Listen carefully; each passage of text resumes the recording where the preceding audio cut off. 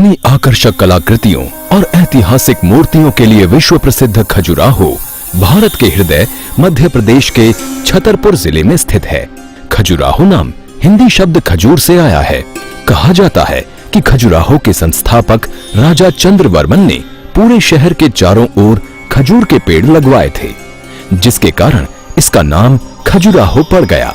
प्राचीन काल में इसे खजूरपुरा और खजूर वाहिका के नाम से भी जाना जाता था। 9वीं से 11वीं सदी के बीच बनाए गए खजुराहो के इन मंदिरों का निर्माण चंदेल साम्राज्य काल में किया गया था।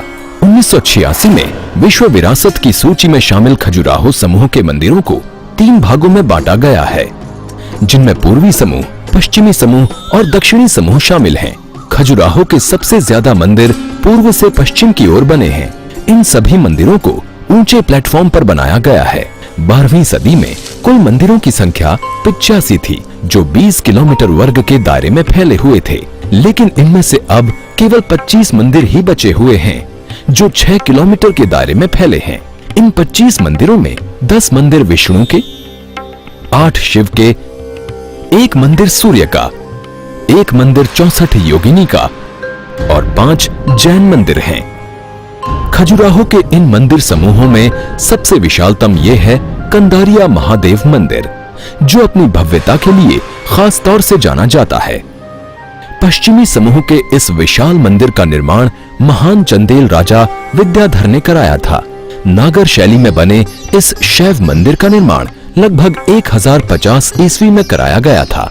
ये पूरा मंदिर उत्कृष्ट बलुआ पत्थर से निर्मित है, जबकि इसका प्लेटफॉर्म ग्रेनाइट पत्थर से बना है।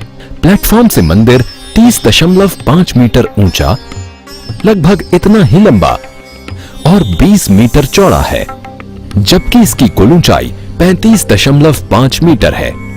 क्या आप जानते हैं कि कंदारिया मंदिर को बनाने में किसी भी तरह के चूने या गारा का इस्तेमाल नहीं हुआ है? दरअसल इस मंदिर को बनाने में भारी पत्थरों का प्रयोग हुआ है, जिन्हें चूने या गारा से जोड़ने की बजाय काटकर एक दूसरे पर बैठाया गया है। मंदिर की बाहरी दीवारों पर जहां कुल 646 आकृतियां विराजमान हैं, तो वहीं मंदिर के अंदर 226 आकृतियां बनी हैं। मूर्तियों की ये संख्या यहाँ बने सभी मंदिरों में सबसे अधिक है।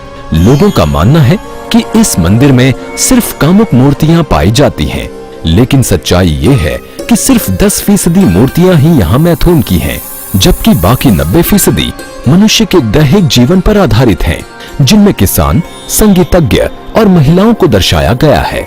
इसके मंडप की छतों पर भी पाषाण कला के सुंदर चित्र देखे जा सकते हैं।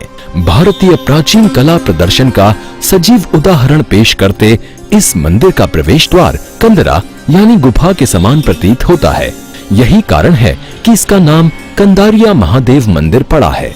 मैथुन मूर्तियों से अलंकृत इस मंदिर के प्रवेश द्वार पर एक भी कामुक मूर्ति देखने को नहीं मिलती। इसके प्रवेश द्वार की एक खासियत ये भी है कि ये एकल पत्थर से बनी माला से सुसज्जित है।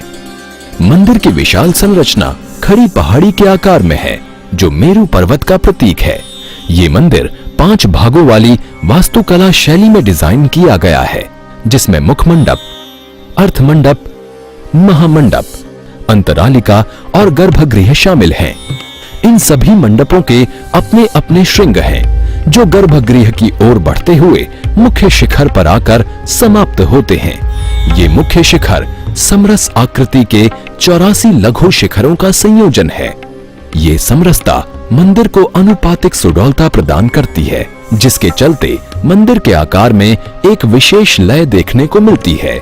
भारत की अति विकसित संस्कृति का उदाहरण पेश करती स्थापत्य की इस विधा के मूल में कारण और औचित्य चाहे कुछ भी रहा हो, ये तो निश्चित है कि उस काल की संस्कृति में ऐसी कला का भी महत्वपूर्ण स्थान था। तो सोच क्या रहे हैं?